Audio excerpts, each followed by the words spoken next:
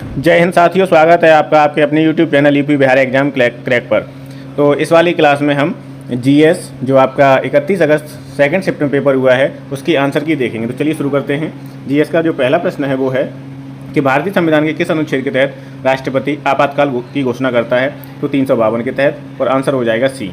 बीर and पुस्तक है war and piece किसकी है। तो ये आपकी लियो टॉल्स्टॉय की है, और उत्तर हो जाएगा डी। अगला है जीएसटी का एक प्रकार नहीं है। तो क्यों जीएसटी कोई प्रकार नहीं होता है, ठीक है। तो आंसर हो जाएगा बी। क्या हो जाएगा, आंसर हो जाएगा बी। अगला है निम्नलिखित में से कौन सा गैर टैरिफ बाधा अवरोध का उदाहरण है। तो वो है कोटा, और आंसर हो जाएगा ए। क्या हो जाएगा, उत्तर ए हो जाएगा। 62 है कि निम्नलिखित में से कौन सा कर भारत की केंद्र सरकार द्वारा नहीं लगाया जाता। तो केंद्र सरकार द्वारा राज्य उत्पाद शुल्क नहीं लगाया जाता। 62 का उत्तर हो जाएगा बी। 63 है जम्मू कश्मीर की सार्वजनिक सुरक्षा अधिनियम पीएसए की तरह से आंतरिक सुरक्षा सुनिश्चित करता है कौन। तो राज्य की सुरक्षा के लिए हानिकारी गतिविधियां करने वाले संदिग्ध व्यक्तियों को हिरासत में लेकर। 63 का आंसर हो जाएगा ए। क्या हो जाएगा, ए। 64 है आतंकवाद फैलाने के लिए आतंकवादी जिन इंटरनेट तकनीकों का उपयोग करते हैं उन्हें कहते हैं। तो उन्हें बोलते हैं साइबर आतंकवाद। आंसर हो जाएगा बी। 65 है बिजली उत्पादन के लिए मुख्य रूप से किस जीवाश्म ईंधन का उपयोग किया जाता है। तो कोयला का। आंसर हो जाएगा डी। अगला है यह एक टूल किट है जो वित्तीय सेवाओं को लक्षित करता है और हैकर्स को अपना स्वयं का ट्रोजन मेलवेयर बनाने में सक्षम बनाता है। कौन है, तो वो है जीयूस, और आंसर हो जाएगा 66 का सी। क्या हो जाएगा, सी। अगला है नीति आयोग का मुख्य कार्य क्या है। तो इसका मुख्य कार्य है राष्ट्रीय विकास रणनीतियाँ तैयार करना। आंसर हो जाएगा 67 का ए। क्या हो जाएगा, 67 का आंसर ए हो जाएगा। करेक्ट आंसर ए होगा, ए। 68 है दक्षिण पूर्व एशियाई राष्ट्रों का संगठन आसियान, ठीक है, association of south east Asian Nations का मुख्य उद्देश्य क्या है। तो इसका मुख्य उद्देश्य है आर्थिक विकास, सामाजिक प्रगति और सांस्कृतिक विकास। 68 का आंसर हो जाएगा बी। क्या हो जाएगा, बी आंसर सही है।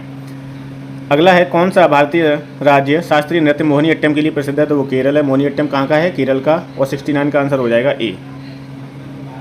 अगला है निम्नलिखित में से कौन सा मेलानोनिया त्वचा कैंसर का कारण है। तो वो है ओजोन अपक्षय, और आंसर हो जाएगा 70 का बी। क्या हो जाएगा, बी हो जाएगा। 1987 में हस्ताक्षरित भारत श्रीलंका समझौते का मुख्य उद्देश्य क्या था। तो श्रीलंका में नागरिक संघर्ष को हल करना और तमिल अल्पसंख्यक अधिकारों को सुनिश्चित करना, और 71 का आंसर हो जाएगा डी। क्या हो जाएगा, डी। अगला है 72 जब विमुद्रीकरण होता है तो मुद्रा खो देती है और किसी भी प्रकार के लेन देन के लिए कानूनी धन के रूप में उपयोग की जाने वाली स्थिति में रह जाती है। क्या बोलते हैं उसे, मुद्रा मूल्य खो देती है, ठीक है। अगला है राष्ट्रीय खाद्य सुरक्षा मिशन एनएफएसएम कब शुरू हुआ था। तो ये 11वीं पंचवर्षीय योजना में शुरू हुआ था, और आंसर हो जाएगा बी। क्या हो जाएगा, बी। 74 है किस भारतीय ने 2023 में रेमन मैग्सेसे पुरस्कार जीता था। तो वो थे रवि किरन। 74 का आंसर हो जाएगा सी। 75 है व्यास का प्राचीन नाम क्या है। तो विपास है, और 75 का आंसर हो जाएगा सी।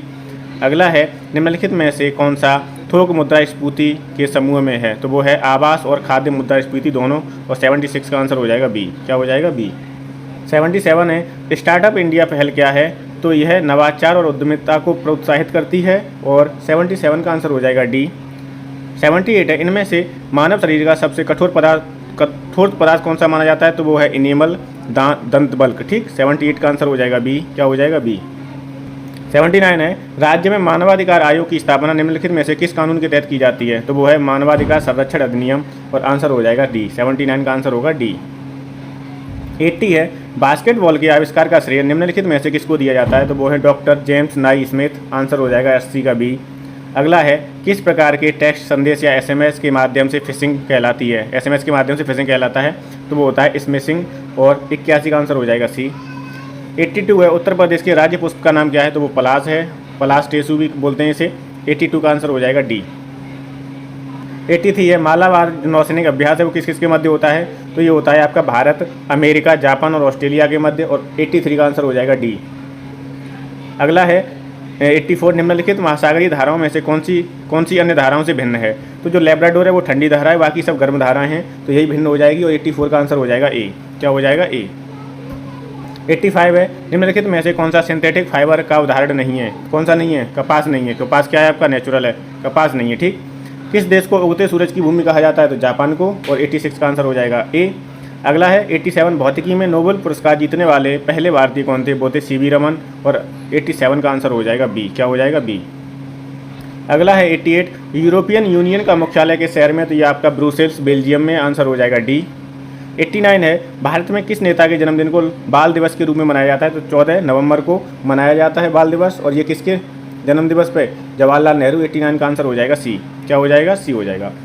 90 है, फसलों के चक्रीकरण का अर्थ क्या है? तो मिट्टी की उर्वरता बनाए रखने के लिए एक ही भूमि पर क्रमिक रूप से विभिन्न फसलें उगाना, और 90 का उत्तर हो जाएगा सी। क्या हो जाएगा? सी। अगला है 91, हाल ही में मार्च 2024 तक किसे सर्वसम्मति से इंटरनेशनल टेली कम्युनिकेशन यूनियन के डिजिटल इनोवेशन बोर्ड के सह अध्यक्ष के रूप में चुना है? तो वो है नीरज मित्तल। आंसर हो जाएगा ए। 91 का आंसर ए। 1764 में बक्सर की लड़ाई में अंग्रेजों ने किस भारतीय शासक को हराया था? तो मीर कासिम को, और 92 का उत्तर क्या हो जाएगा? सी। अगला है कौन से स्वतंत्रता सेनानी इंट्रोडक्शन टू ड्रीम लैंड पुस्तक के लेखक हैं? तो वो हैं आपके भगत सिंह, और 93 का आंसर हो जाएगा बी। क्या हो जाएगा? बी। 94 है, कौन सा शोध डिजाइन एक निश्चित समयावधि में समान विषयों का अध्ययन करता है? तो वो है प्रयोगात्मक, और इसे बोलेंगे आप एक्सपेरिमेंटल, और 94 का आंसर हो जाएगा बी। क्या हो जाएगा? बी। अगला है राष्ट्रीय मानवाधिकार आयोग NHRC के अध्यक्ष और सदस्यों की नियुक्ति किसके द्वारा की जाती है? तो राष्ट्रपति के द्वारा, और 95 का आंसर हो जाएगा सी। 95 का आंसर क्या हो जाएगा? सी। ये आपकी GS की आंसर की है, चेक करो, और प्लीज़ कमेंट बॉक्स में जरूर बताएं कितने प्रश्न आपके सही हैं। ठीक है, थैंक यू सो मच।